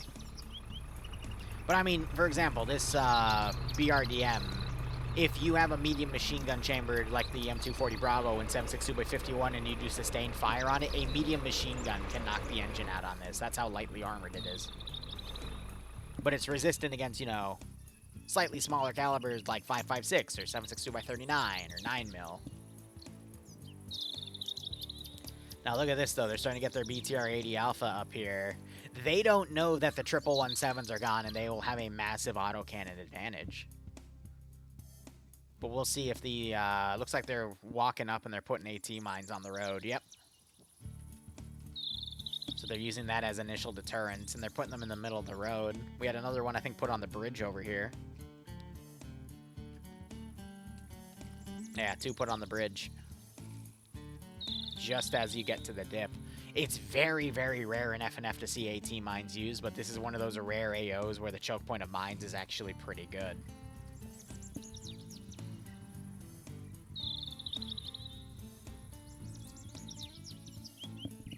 Yeah, it's easy to make anything resistant to anything, but absolutely proof of it 100%? Usually that's not possible, unless the materials you're using have distinct properties against it.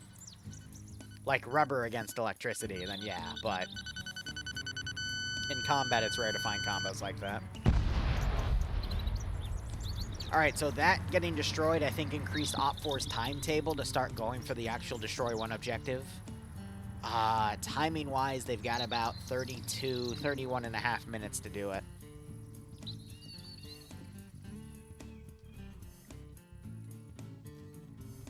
Let me see, the Vodnik's already starting to drive up into some of these mountains and whatnot. I love how they have a flooded portion right here. They're forced to come in on this side.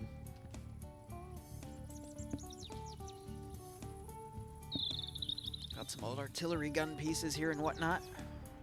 But this can be a decent base of fire point. However, the closest Blue 4 guy is a click, like over a click away. So I think they're going to stage vehicles from here. Has anyone even died yet? No. Again, it's been a slow round to start. The only loss has been the 1117 due to user error.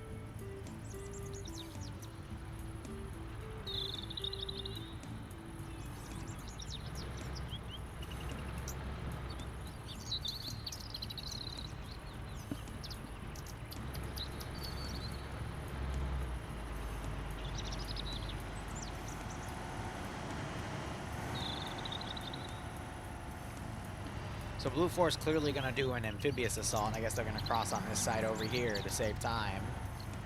You have another Vodnik driving around down here. I guess they were going around the fence, but... yeah, and then you got... I think, what, is Puma command?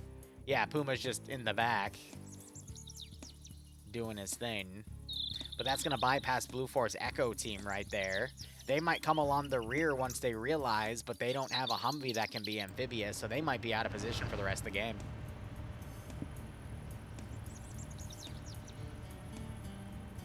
A spontaneous game of will it float, and it turns out it didn't. Yes, the BTRs do have the doors, the steel doors that open and close, but you can't do it in combat. It's only done as an animation when people board and dismount the vehicle.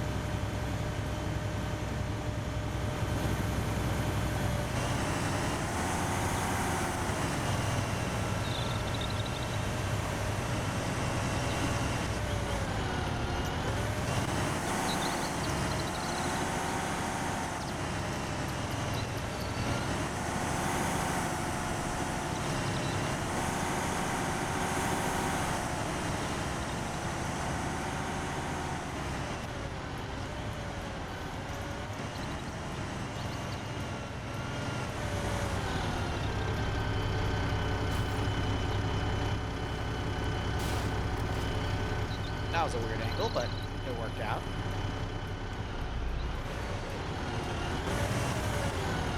Yeah, people looking around now.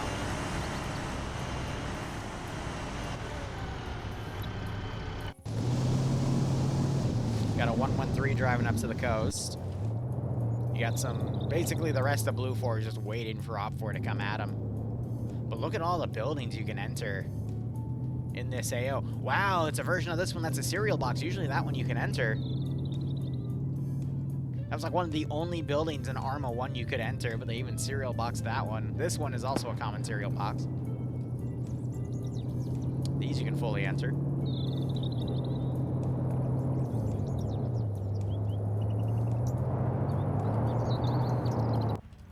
But now you're starting to see the crossing of all these vehicle assets. Alan, you're bored. I'm bored, dude. I'm waiting for Op 4 to have the courage to go in because 15... yeah, like half of the time has just been spent maneuvering. Yeah, where's the fire support option? Let me just pull that up. It's not coming up. You know, mortars always they make players go faster, right? Haha, yeah. The Russian Great Migration, yeah.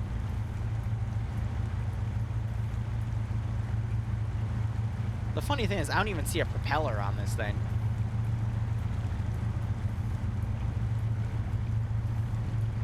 Just driving forward, man. Here we see the wild Op4 crossing the river.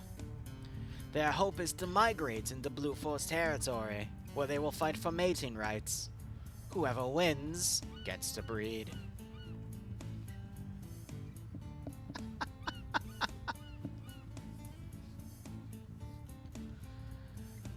Ay, ay, ay.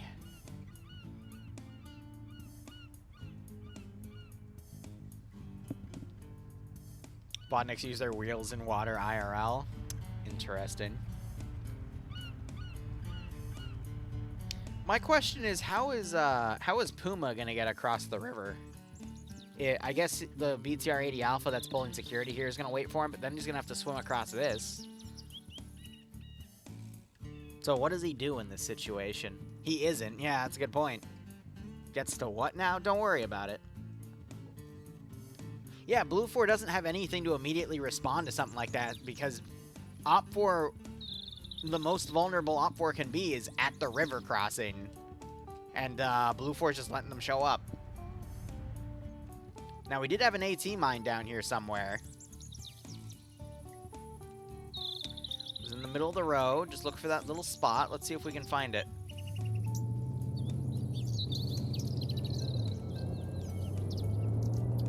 I think I flew over it, actually, but...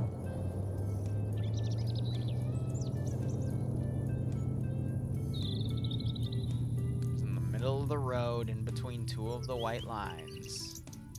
Here it is. Right next to the gas station. But the question is Op4 actually going to just follow up the MSR? Or are they going to do what this group's doing, just drive around? How long will it take for Echo to respawn? But then again, they got to go all the way around because they only have a Humvee. They don't have anything amphibious.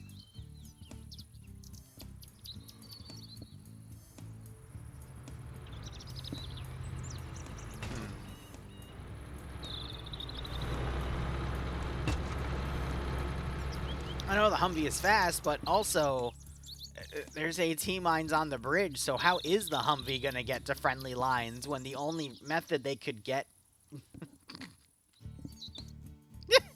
There's no ramp on the other side, though. There's the ramp right here, but there's no ramp on this side.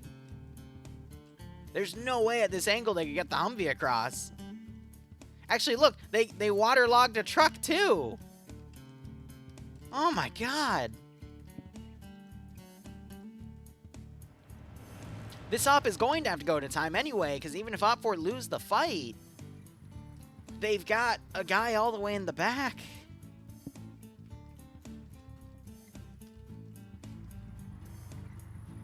Oh, man.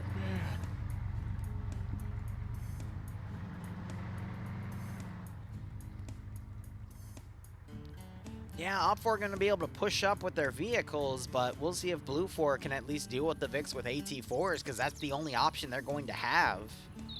Op4 with a lot of guys in the vehicle crews, mind you, but this could still go either way. Because Op4 don't have a lot of real estate to actually push these vehicles around unless they move them into the water. Blue 4...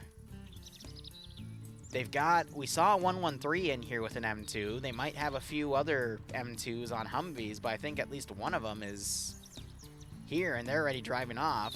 So the other Humvee's here. But it's in the back line, not really doing much. No, the truck is over here, and the waterlogged 113 is over there. Whereas the truck you can see right there. But yeah, no, the 117, excuse me, is under that spot. Water wins this round, yeah, right?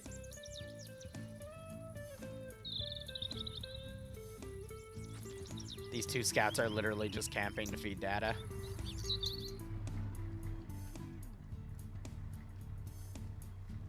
Now look, Blue 4.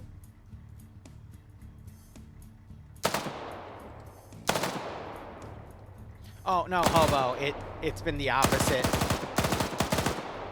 We're, 42 minutes in, which is the 50 minutes plus safe start, so this is going to be like the entire round time is going to take this. You already have the vehicle now firing up at defensive positions up here.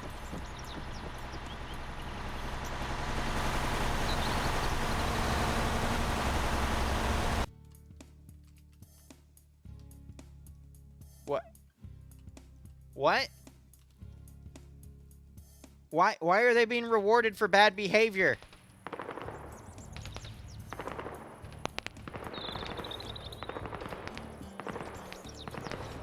They drove it into a ramp. Why are you giving it back to them?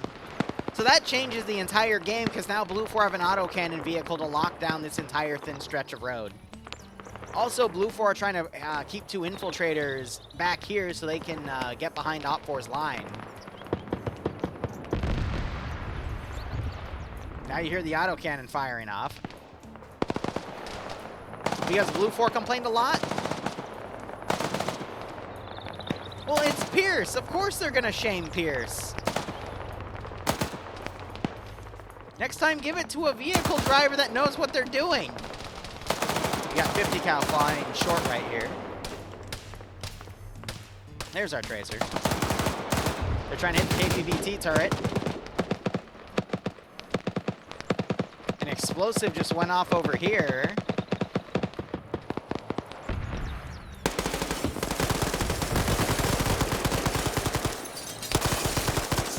Yeah, I really don't know what they were trying to do. I thought they were going to wait to get in the back line, but instead they just got themselves killed, so. To be fair, it appears it was Meerkat driving. Fair, but still. This is just going to lock down the road and shoot at everything.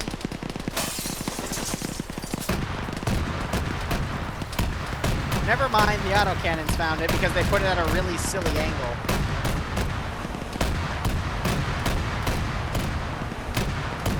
The gun's disabled. Yeah, the gun got completely disabled there because they put it in a really... Okay. Cool. Yeah, the depression was completely off. I don't know why they put it in a position without making sure it could lock down the road. Like, put it over here instead where you have the angles... whatever. It's fine.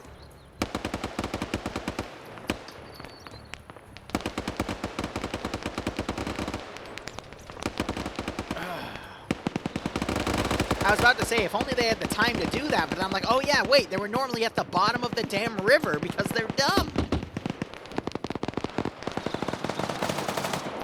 Now it's a game of letting the autocannons kill everything.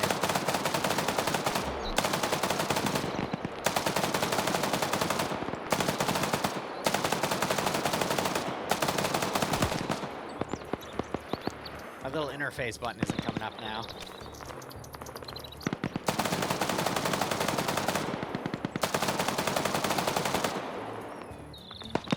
Alright, Wheaton's been killed off. They're trying to do medical on him, though.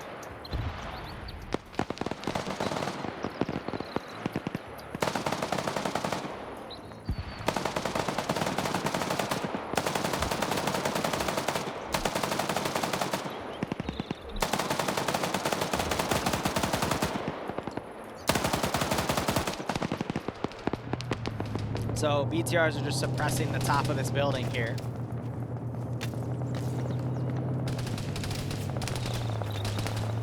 It was I, thank you.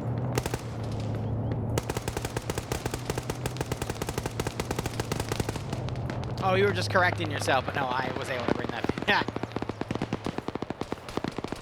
What luck.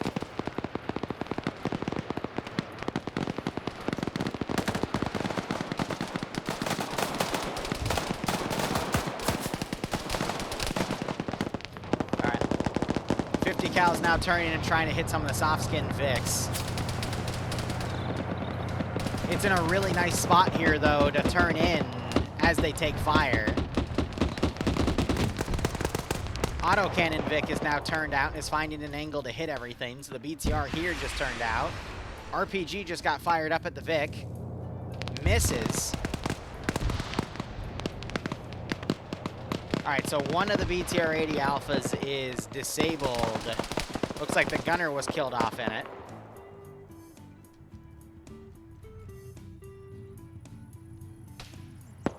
Server just rubber banded slightly. Oh. The server did not appreciate that. The server did not appreciate that one bit. Ruh-roh, Raggy! Resync!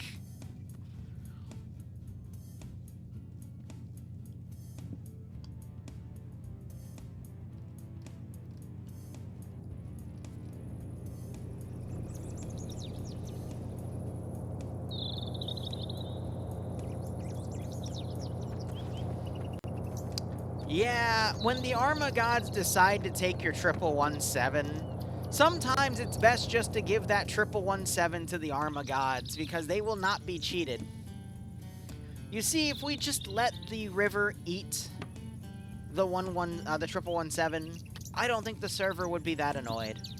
But unfortunately, the admins decided, no, we can do what we want. We're the gods here, forgetting the fact that Arma has no gods and no masters. If you try to defeat said gods and masters that are Arma 3 itself, you will be struck down with a yellow chain for your hubris.